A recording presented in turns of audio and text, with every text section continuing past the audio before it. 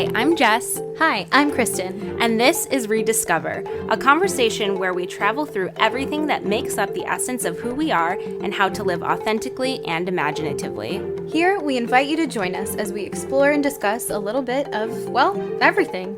From Disney to cultivating your most authentic life to deepening your relationships and talking about the real stuff. We hope you'll find this a space that speaks to you, encourages you, and brings a little bit of magic into your day. Hi everyone, I'm Jess. Hi there, I'm Kristen. And welcome back to this week's episode of ReDIScover. We are completing our final Disney theme park audio tour from the Walt Disney World Resort. And of course, the last park we are heading over to is Disney's Animal Kingdom. It's not a zoo. My favorite promo. Honestly. Today we are going to have a wild time as we take you through some of the old and new things at probably Disney's most underrated theme park, but arguably one of the most beautiful. I definitely think of Animal Kingdom and I just think of like the color green because there's just so much like lush foliage everywhere and it just feels very grounding to be there. It doesn't feel as hectic as the other parks to me. And it sort of feels like the park you go to when you're like a little tired of the park thing, but you still want to do some stuff. It's not so like sensory overload as Magic Kingdom. It's not so like food overload as Epcot. Although, as we'll get into, there are some really phenomenal places to eat. But first, we have to get into the park. Exactly. So actually, before you get into the park itself, while we're on the topic of food, there is a Rainforest Cafe. If you did or did not know, you can have a reservation there, even if you don't have a theme park ticket. So, you know, if you're a Rainforest Cafe fan, definitely check it out. But anyways, moving on to more important things, we're going to move into the park itself. You'll scan your Magic Band and walk into a beautiful, luscious green jungle. You can choose a path on either side. You will walk by a few little small animal exhibits. You may or may not see some animals depending on if they're out that day. And of course, you will enter onto the main pathway, which leads up to the Tree of Life, which is the icon of Disney's Animal Kingdom. And if you look at the Tree of Life, there are carvings of hundreds of different animals. And the longer you look at it, the more animals you're going to see. So especially if you have little ones in your party, they love looking for the different animal carvings and seeing which animals they can point out. It really is beautiful and unique. But what's inside the tree, Jess? So what's inside of the tree is a 3D show. It's called It's Tough to Be a Bug. Arguably the most scary 3D show that Disney has. Arguably? Definitely. Honestly, as a kid, I liked this show, but I really liked Bug's Life at the time. And now as an adult, I'm like, wow, I was really brave. So you're going to go on a journey with Flick from A Bug's Life, Pixar's second movie they ever created. You're going to, you know, have some demonstrations from a few different bugs, from termites and stink bugs, and then all of a sudden, Hopper the grasshopper is going to make an appearance, and there are some scary moments with spiders and smoke and stingers and all sorts of things. So if you have people in your party who are afraid of the dark and or afraid of bugs, be careful of this one. However, it is pretty funny if you're able to go into it with a lighthearted spirit. There are some really funny Broadway posters in the queue that are like bug themed. So if you love a good pun like I do, they're really fun to look at. And ultimately, I think that the message of It's Tough to Be a Bug is to learn how to coexist with bugs and like look at all of the things that they do for us that we can appreciate. Save the bees. Yes. I like the part about the pollinators because I love bees. Yes. And while they scare me just like a tiny bit, I'm also like, thank you so much because bees are like truly sustaining life for all of us. Seriously. But I think the grossest part is the cockroach part, which if you've lived in Florida or anywhere that has cockroaches is just extra gross because you've probably had a run-in with some real ones. But if you know, you know. If you don't, go do It's Tough to Be a Bug. It is cool, though, because you get to go right inside the Tree of Life and you get to really like walk those trails that are surrounding it. So you get to get really close to the tree and it's just really cool. Yeah. It's a really cool vantage point. Yeah, I think that's a big perk of doing the attraction. So On the way from the Tree of Life to our next destination, there are some fun places to shop that I actually really like in Discovery Island. they have great shops there. The best one being on the left-hand side, Island Mercantile. I love the bright colors, I love the interior, and there's some great merchandise there, and they're not as overrun as a lot of the other shops in the parks and at Disney Springs, so you can probably most times find things there that may be sold out other places. And as we walk to our next destination, you can take in a music loop that sounds very familiar. If you've been to Adventureland and Magic Kingdom, it's the same loop that they play at Discovery Island, and it feels just as tropical and fun and vibrant. And as we pass Pizzafari on our way to the next land, we wave and we think about all those times we ate that Disney pizza that so many people love to hate. That's just like the one we talked about that's at Pizza Rizzo at Hollywood Studios. But we love it, and we thank it for all of the memories, because there was a time when Animal Kingdom didn't have very many food options, but we loved Pizzafari. Honestly, I'd still eat it. Oh, yeah. Absolutely. We're going to pass another dining location on our way to our next destination. I actually have never eaten there, so I'm going to pass this one on to Jess real quick. Yes, so as you're heading into our next destination, there is a brand new restaurant called Tiffin's. It is very, very beautiful. The theming is really about international exploration and adventure. So there are incredible details in the artwork that they chose and the interior design of the restaurant. You can ask your servers for fun facts because this place is absolutely full of them. I know one of Animal Kingdom's head Imagineers, Joe Rohde, is a big fan of Tiffin's. Ooh. For sure. He has been seen eating there all the time, so you know it's got to be good if the Imagineers love that place.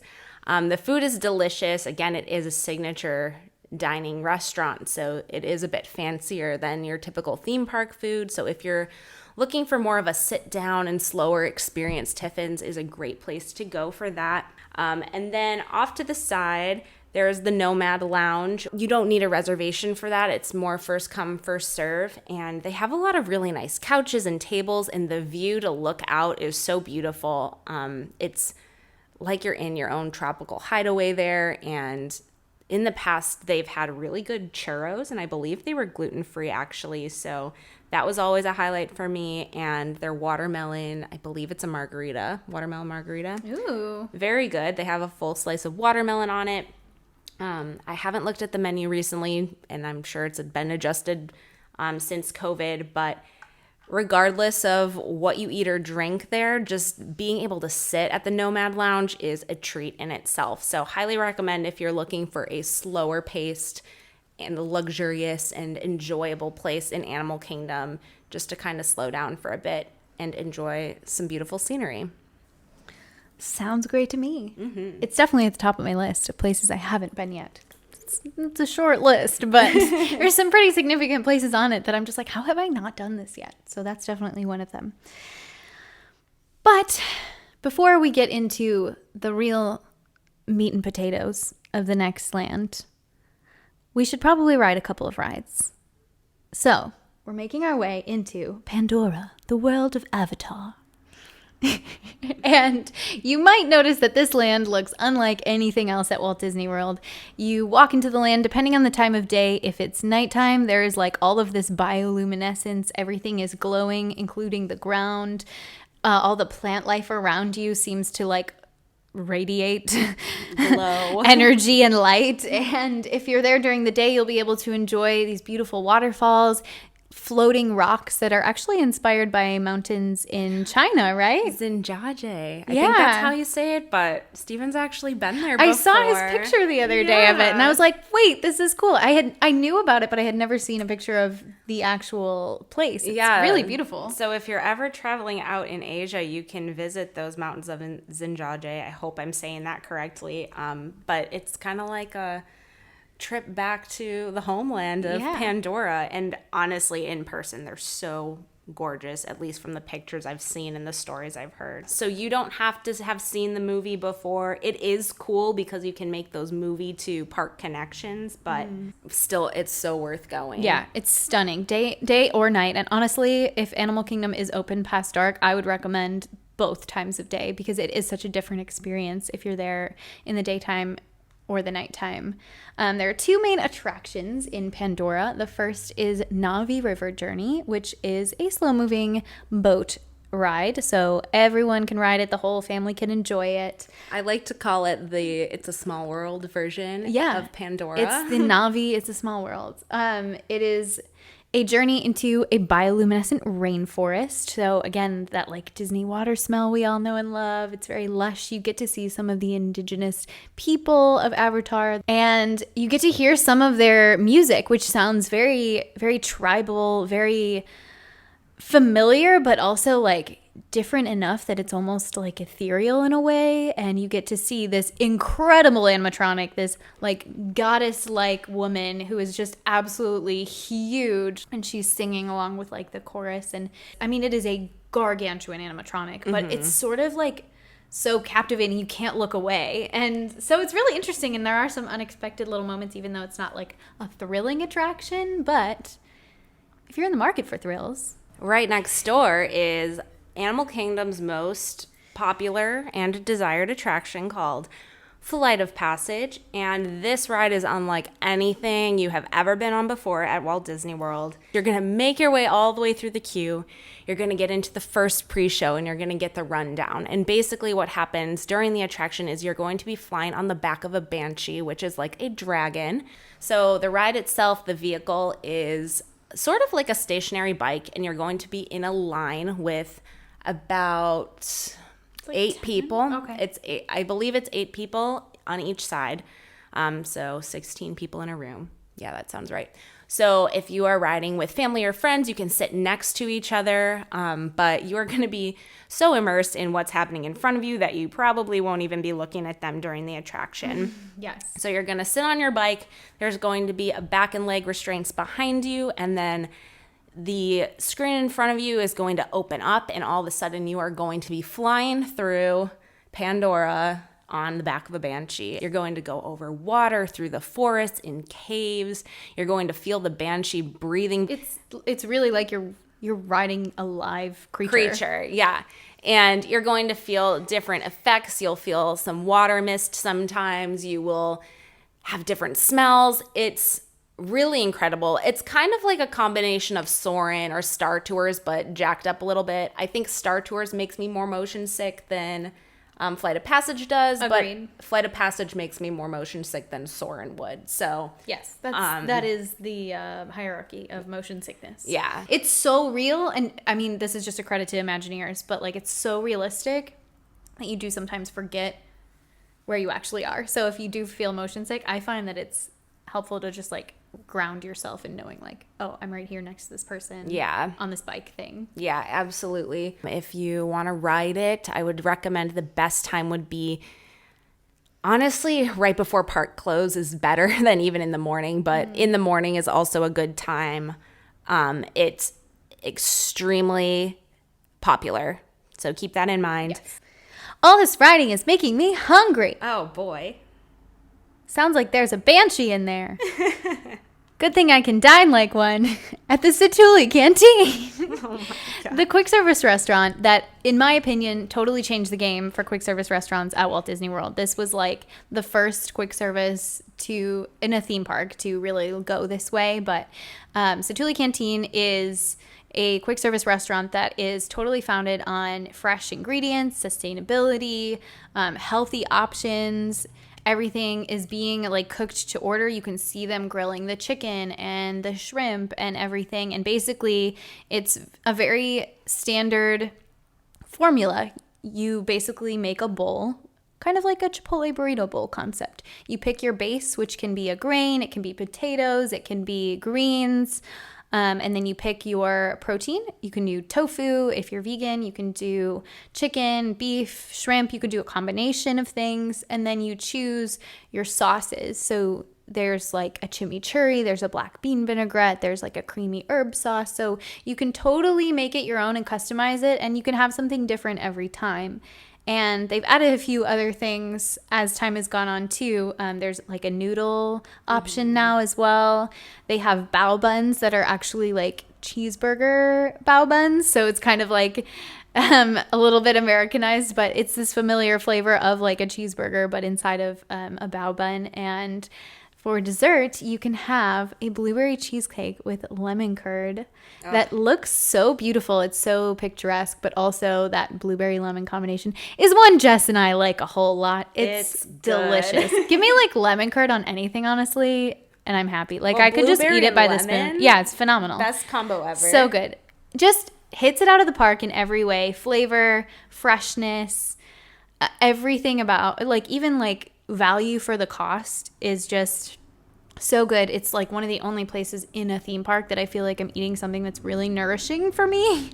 And yes, it has saved me on many occasions when I've been oversaturated with theme park food. And I went to Satu'li and I'm like, okay, I feel nourished again. Yeah, because it's not only delicious, but it's also healthy. It's also going to sustain you and keep you full, and it's not going to dehydrate you or make you feel heavy. Remember, it is very warm a lot of the time in these theme parks. So if you're eating something that's very heavy or fried, you can honestly, I don't know if this happens to everyone, but I always feel just so lethargic after I eat a meal like that. But at Satu'li, I don't experience that. So what's your Satu'li order, Kristen? my Satu'li order is, I do the potato hash usually because it's like sweet potatoes and like Yukon Gold potatoes, and they're just like roasted and delicious. And if anyone knows me at all, you know that I'm like pretty much half sweet potato at this point because I eat sweet potatoes all the time. I'm obsessed with them. So that's usually my base. And then usually I do like chicken or shrimp,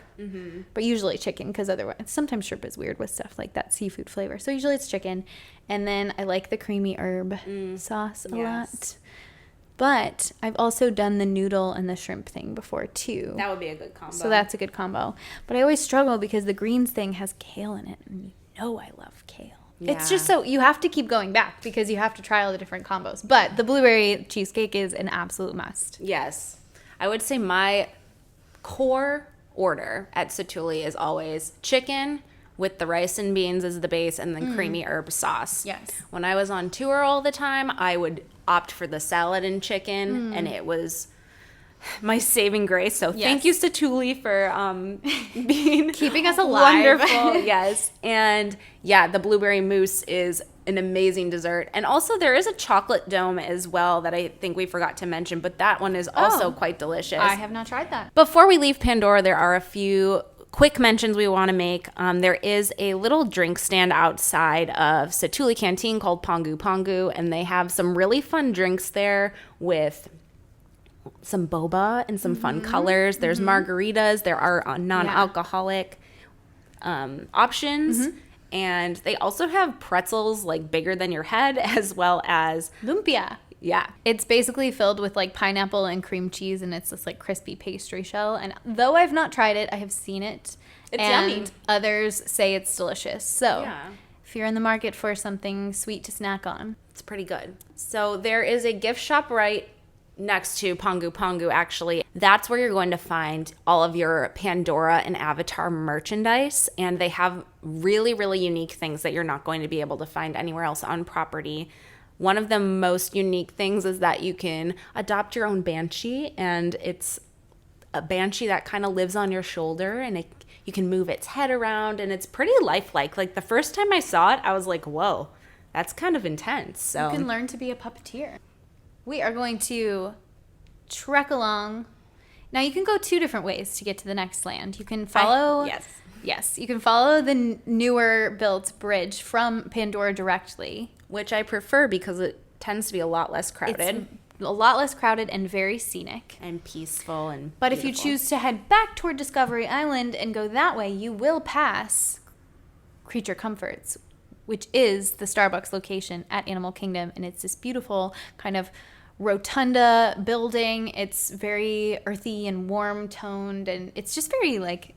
I don't know. It's really nice inside, but you can get your classic Starbucks drinks and treats on your way to Africa that way. But either way, your first destination, in my opinion, should be Kilimanjaro Safaris, which is one of the longest, if not the longest attraction at Walt Disney World. It is a safari ride that takes you in an actual, pretty authentic safari vehicle with your safari guide, who is equal parts hilarious and knowledgeable a lot of the time, through the African savanna onto one of the largest nature preserves, probably at least in the US, right?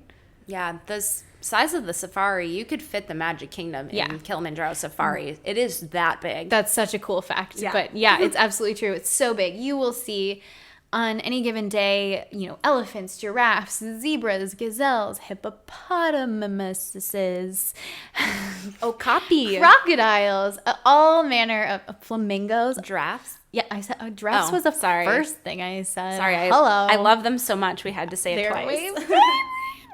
They're so great. Oh, and lions. Oh my gosh, the lions are so cool. If you're lucky enough to see them out. Here's my hot tip. Is everyone paying attention? Write this down. Grab your phone. Put it in your notes. I hope you all take notes while we talk, by the way. Especially with these episodes, if you really haven't been to Disney World that much and you're planning a trip, take notes. Write this down. These are our expertise episodes You want to try to do the safari either first thing in the morning, after you run to Pandora and ride Flight of Passage, or in the evening, in that dusk time from golden hour, dusk hour, it tends to cool down a lot. So a lot of the animals that spend a lot of the daytime sleeping, like lions, they sleep most of the day, they come out more when it gets cooler and night starts to fall. So I have seen and had some incredible experiences with the lions right around that 5-6 p.m. hour. So that would be my advice for the safari.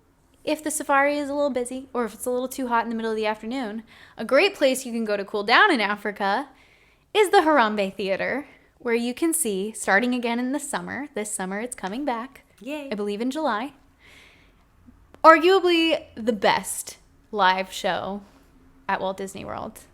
Absolutely. I agree. Festival of the Lion King. You are welcomed into a theater in the round where there are 4 sections: lion, giraffe, elephant, and what's the other one? Lion, warthog. Warthog! How could I forget the warthogs? There's 4 different sections and you get to participate in the show. Kids are invited up to be a part of it. I don't want to give the whole thing away if you've never seen it, because it's just a super magical, really creative, colorful, vibrant retelling of the story of The Lion King, which of course is one of the most popular Disney films of all time. You'll see some of your favorite, most recognizable characters. There are live singers that are just incredible. There are stilt walkers and dancers, and it's just so cool. And I think the cool thing about Festival of the Lion King is that it's very different from the Broadway version. So the Broadway version is a retelling of the full story, Yes. Whereas Festival of the Lion King really highlights different songs from the movie, and those songs are set to different acts. So you might see some acrobatics or some Cirque du Soleil style performers or dancers or whatever you can imagine. And you'll even see the characters like Timon and Pumbaa and Simba are there as well. So seriously, it's 100% worth investing your time. If you haven't seen it, it's probably one of my highest recommended things to do at Disney's Animal Kingdom, especially if you have a Lion King fan in the party. But even if you don't, it's so colorful, so vibrant, so lively. The music is great. It really is a festival and a celebration. So once it comes back, make sure to check it out because we can't recommend it enough. And it's a great way to cool down in the afternoon. It's a pretty long show, so you get some nice AC time as well. Yeah, it's about 25 to 30 minutes, so you have a good long time in the theater. Before we leave Africa, there are a few notable places to cool down, relax, have a bite to eat, or something to drink. And my favorite of those is what I refer to as the watering hole, which is actually called the Dawa Bar. And it is a open air bar that also has a lot of tables. It's a big seating area. It's not indoors, but it's all covered and shaded. There's lots of fans. It's just a very cool, shady, relaxing place. They have a lot of local craft beers on tap and also some unique cocktails, margaritas as well. So if you're looking looking for an adult beverage and a place to just kind of veg out for a little while, that one's popular. And right across the way at Tamu Tamu Refreshments, you can get a Dole Whip. Yes, my friends, Dole Whips are not exclusive to Adventureland anymore. You can grab a Dole Whip in Africa at Animal Kingdom. So your younger travelers can have their Dole Whip while you have your drink, or you can have both. I like both. I'm here for both. Yes. And there's also this little stand right by Kilimanjaro Safari that has some healthier, quote unquote, options that I would take advantage of a lot of the time when I was in the Africa area of Animal Kingdom. They have, of course, your Mickey pretzels and some grilled corn on the cob, but so good. Yeah, and they also have, fruit options. They have the gluten-free rice chips there as well. Some, the little clementines, those, and some carrots and celery. And giant pickles. And pickles. So that's a really good quick place to go. I think it's a really good location for that, and they have a pretty good variety there as well. It's called the Harambe Fruit Market. So similar to the Liberty Market that we talked about at Magic Kingdom and the Anaheim Produce Stand at Hollywood Studios that we mentioned in those episodes. Moving right along, we are going to circle around on our way to our next land, which is probably one of the most spread out lands of the park. It is Asia. And on your way to Asia, you can see some really beautiful views of the Tree of Life from across the water.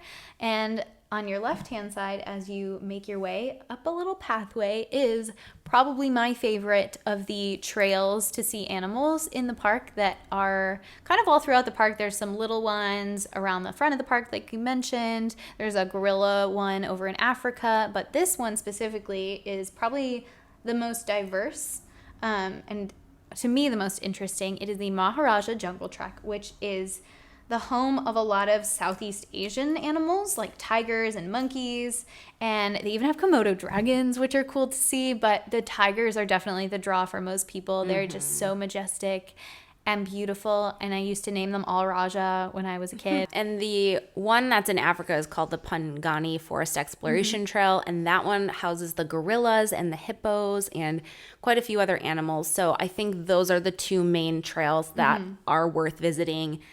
Or if you need something to do during a little time gap, they're really fun to walk through, and you never know who you're going to see out there. Before we get to our next attraction, there is a restaurant we need to mention on our way into Asia. Jess, would you like to talk about Yak and Yeti? I would. There's a table service side and a quick service side. I'm a huge fan of the table service side. I think it's highly underrated. Me too.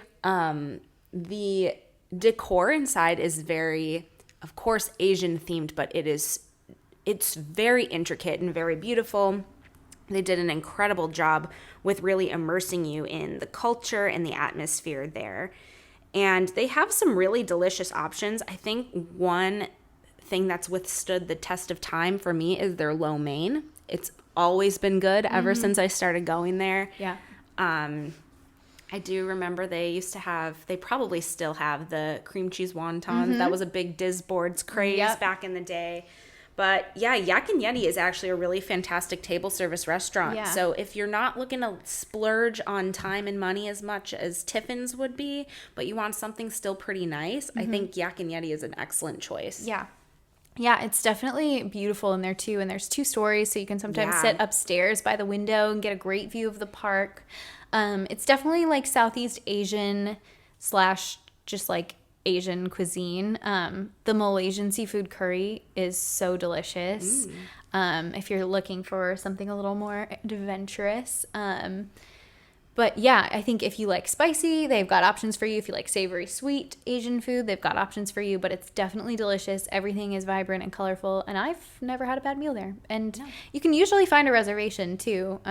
They tend to not book up as quickly as some of the other restaurants because there are a lot of tables in there too. Yeah, Yak and Yeti, the staff there is so nice and very accommodating. It actually is owned by Landry's, which is the same company as Rainforest Cafe. So it isn't Disney directly, but it feels like it. Yeah. And their service is honestly... The staff is on par impeccable. with Disney. Yeah. Yeah.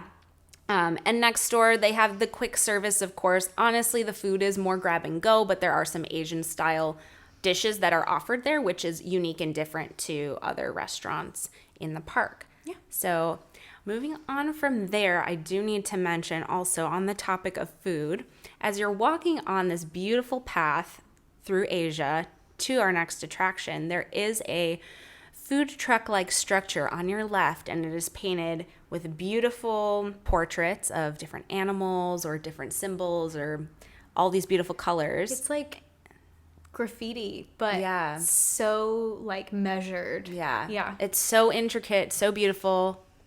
And they serve soft serve ice cream. And for some reason, this soft serve ice cream tastes better to me than other soft serve ice creams. Yes. And I don't know if it's the actual food itself or the beautiful truck that it's housed in, but I always start craving soft serve ice cream when I walk by this truck.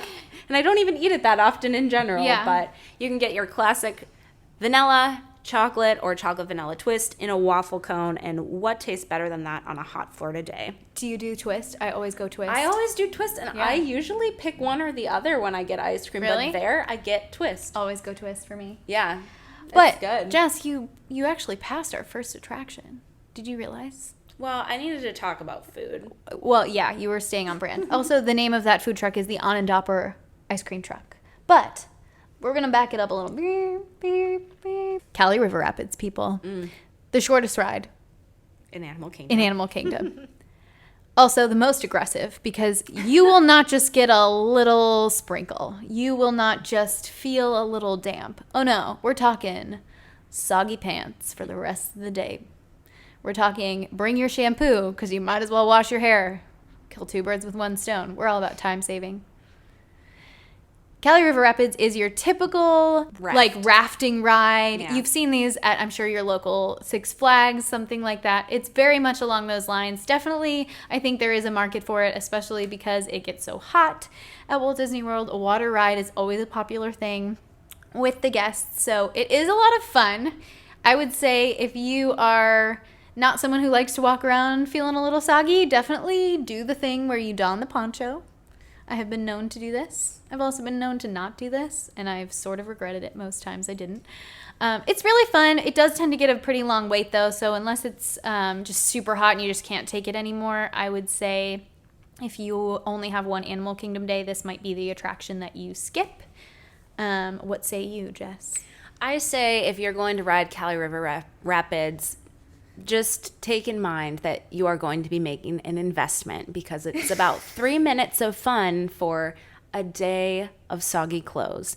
So Soggy. if you're into that vibe, that's great. If not, again, I agree. I typically skip this one, or I ride it at the very, very end. Yeah, right before you're gonna leave. I think kids tend to like it more than adults, because kids love water rides. Kids don't care about soggy. No, I loved this ride when I was little. Yeah, I'd be like, I did whatever. too. Yeah, I didn't I'm care. just gonna go. But now as an adult and someone who wears makeup, I'm like, well, maybe not today. Yeah, I'd say also waterproof mascara that day if you're gonna do that ride, because Yeah. otherwise you're gonna look like you got punched in the face. Yeah. So, I don't anyways, like that. But I'd say the real draw in Asia, aside from the ice cream truck, let's be honest, is Expedition Everest. it's Yeti time. It's Yeti time! I think that this is my favorite roller coaster at Walt Disney World. I can say confidently. I think that the attention to detail is like none other at this attraction. The Imagineers traveled to Asia to really study this whole concept, and really they brought back a lot of artifacts from their journey. So the concept of the story is that you are climbing a mountain in the Himalayas, specifically Mount Everest. And along the way, you are starting to get some spooky vibes, and you may or may not run into a yeti, which is like the abominable snowman, or like a Bigfoot type mythical creature. Is he real? Is he not? We don't know. We don't know, but you may find out on your ride.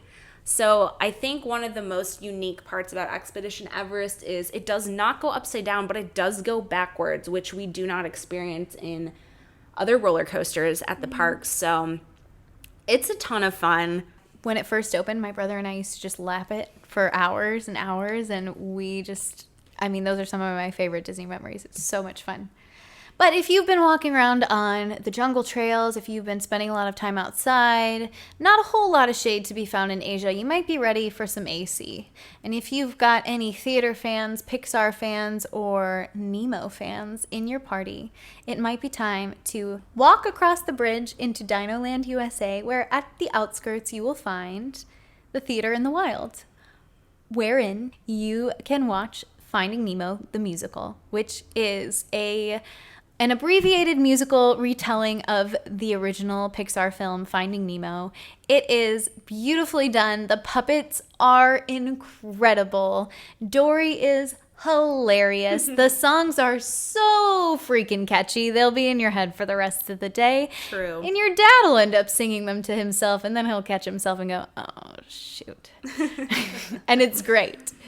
It's phenomenal. It's funny. It's great for kids. Some of the humor is like the type that Pixar does so well that goes right over kids' heads, but adults are just throwing their heads back and laughing. It's a pretty long show. It's like 30 to 40 minutes long, so you definitely get some great time to sit down, relax. Babies and little ones might fall asleep, which is sort of nice to get a little nap in. Dad might get a little nap in.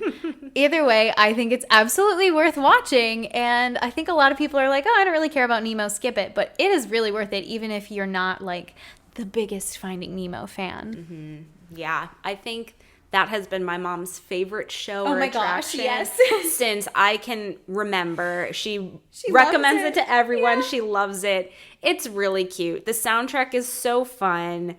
It's the way that they retell the story, if you know the movie, you're like, how are they going to do this? And then the way that they do it is just perfect execution. Mm-hmm. It's a really great experience. Yeah, so I agree. It's very quotable too. Yes. I think if I was to choose out of Finding Nemo and Festival of the Lion King, I would still choose Festival of the Lion King just because I feel like it's, I don't know. Personal preference. It's a personal preference. It hits more like emotional strings for me, but Finding Nemo, the musical, is like right there as well. I agree completely with that. Yes. And the only other real thing in Dino Land USA that draws us, there are a couple small kiddie rides. There's sort of an like outdoor carnival style area where you can play some games for prizes like you might see at your local county fair. Chester and Hester's Dino-rama. It's a little frumpy. It's a little silly. But the real draw in Dino Land USA is Dinosaur. Yes. Which is an attraction where you board a time rover with Seeker, and you are trying to rescue an iguanodon from prehistoric times. And along the way, you are riding through the dark. It's kind of rough road, off-roading, and you may run into some herbivores, and you may run into some carnivores, and you may even run into a Tyrannosaurus Rex. I can tell you either way. I don't know. I haven't ridden in a while. I don't know if he's extinct yet or not. So it's pretty great. It's a little old school. It's definitely like OG Animal Kingdom vibes. Mrs. Cosby does the pre-show, which we love to see. Yes. It's just a great fun ride, and I think if you do experience some of that side-to-side motion sickness, you might want to be careful with this one. Also, little ones might want to be careful with this one because those animatronics are legit.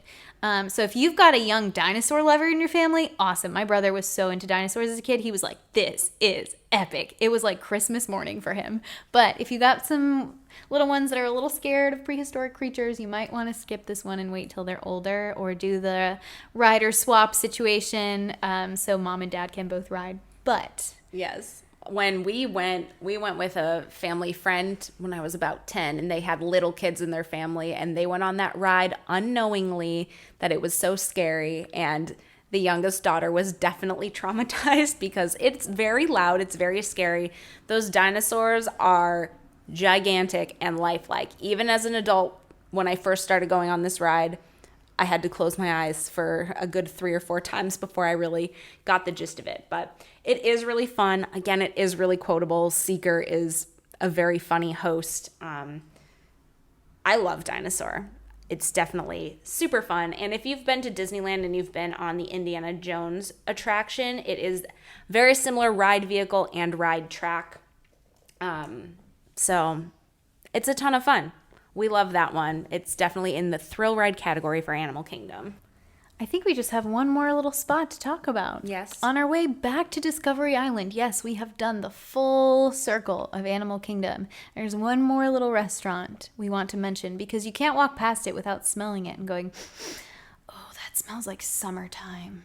It smells like barbecue in your backyard, and it just sort of draws you in. And it is Flame Tree Barbecue, which is a counter service style restaurant that serves up barbecue sandwiches, ribs, chicken, pulled pork, all that stuff that you crave in the summertime in your backyard when you're in and out of the pool, and it just feels nostalgic. So if that's your type of cuisine, definitely check it out. I think it's quite good. My whole family loves it. And the best part is the seating area. There are so many of them. There's tons and tons of seating available, and a lot of it is in the shade, so that's nice in the middle of the day. But there's all these little water areas and like lush trees and fish swimming around, and it is just this little hidden area where you can enjoy your lunch, and it's so beautiful. Yes, we are big fans of Flame Tree Barbecue. And then to round out your day at Disney's Animal Kingdom, if you are leaving at nighttime, there is a projection show on the Tree of Life, and it is more nature-based than like Disney-based, like you would typically see at the Magic Kingdom. And the soundtrack is beautiful. There's a lot of different animals that are projected up there and going through their own little storylines, and it's a really nice way to wrap up the day. And that's more of a recent addition within the past like 5 years or so, and it's a really good little touch to end off the night. So anyways, I think we've covered it all, which is really exciting. This is our final Walt Disney World theme park audio tour with Jess and Kristen here on ReDIScover. We hope you guys enjoyed it. We hope you you loved going through Animal Kingdom with us.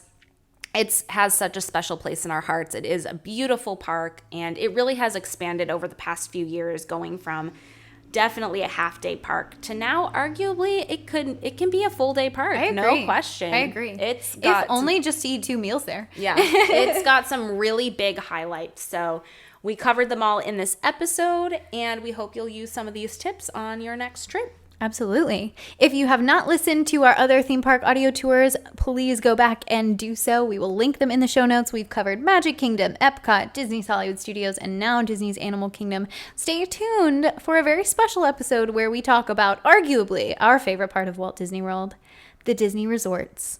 All the resort hotels ranging from the value resorts up to those super fancy Grand Deluxes, and everything in between, our favorite things, our favorite themes, our favorite foods.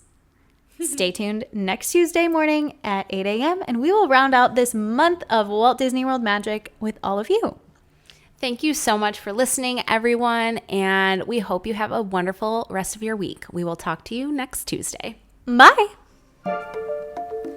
We hope you've enjoyed this episode of ReDIScover. Please subscribe and leave us a review wherever you're listening. Your reviews are what keep us going, and we'd love to hear from you. Join us every Tuesday for a new conversation, and let us know what you think we should talk about next. Follow us on Instagram at positively.kristen and at jessicafay508. And check out Jess's blog at theroadjesstraveled with 1l.com. Until next time, Stay frumpy!